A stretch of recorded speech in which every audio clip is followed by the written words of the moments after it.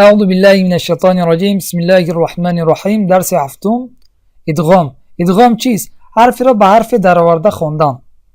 ادغام چند خیل می شود؟ دو خیل. اول با غنه، دوم بی غنه. غنه چیست؟ از دماغ برآوردن آواز. حرفای ادغامی با غنه چند تا است؟ جواب 4 تا. یا، میم، نون، واو. حرفای ادغام بی غنه چند تا است؟ 2 تا. حرف لام و حرف را. یعنی ادغام چی است؟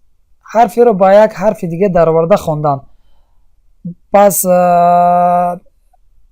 چند خیل می شود؟ 2 خیل، با غنه و بی غنه. ادغام چی است؟ از دماغ برآوردن آواز. و حرفای ادغام با غنه چند تا است؟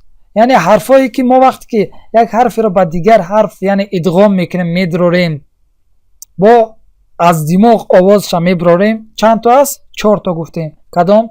حرف یا، میم، نون، واو. و حرفای ادغام بی غنه چند تا است؟ یعنی وقتی که ما حرفی رو با حرف درآوردیم و از دماغ آواز نبرآوردیم، چند تا هستند؟ 2 تا.